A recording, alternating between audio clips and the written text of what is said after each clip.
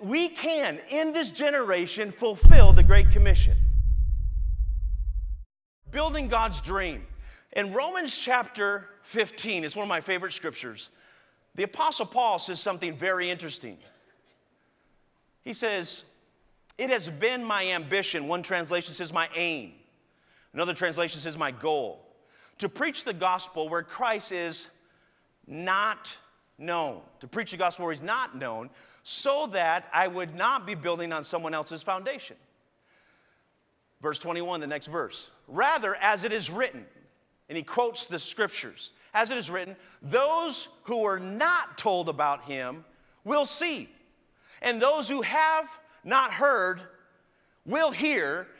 NIV says understand. King James says will hear. Will hear. The Apostle Paul, before he even went to those places that haven't heard, he was convinced before he went, he was going from a position of faith and a position of confidence. Before he even went there, he's like, when they will hear. Those who haven't heard, they'll hear. And those who haven't seen, they'll see. Because Paul was somebody who finished his race. Paul completed the task that God had given to him. And Paul was strategic. In Straegy, Paul knew where the gospel was preached and where it hadn't been preached. And he made a priority. He prioritized himself towards that strategy. He prioritized his time, his effort, etc. And then he had a plan. So 3 observations. He knew in his day the progress of the gospel.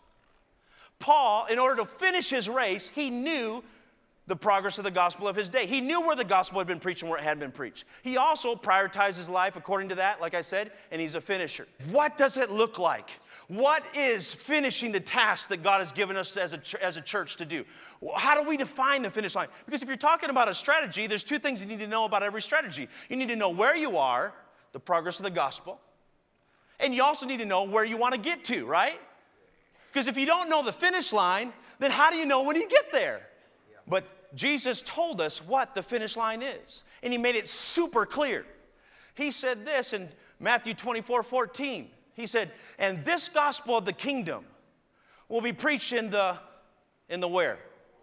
Whole world. So he said, when all of those ethnos, when all those tribes, he says, and then is a connecting phrase. That means when this gospel of the kingdom is preached throughout all the world as a testimony, a witness to every ethnos, every tribe, something's going to happen after that. It also means that until this happens, the other thing can't happen. What's the other thing? He says, the end will come. You see all throughout scriptures that God, Jesus, connected the end of this church age to the harvest. All throughout scriptures. And then he gave unto the church the responsibility to fulfill the harvest. So Matthew chapter 13 says, the harvest is the end of the age. Mark's gospel, the 13th chapter, also says this gospel must first be preached, or I like the King James, must first be published. I like that because we're into publishing books. Must first be published to all nations. These things must happen first. James says, be patient then, brothers and sisters, until the Lord's coming. See how the farmer, that's Jesus, the farmer, waits for something. What is he waiting for?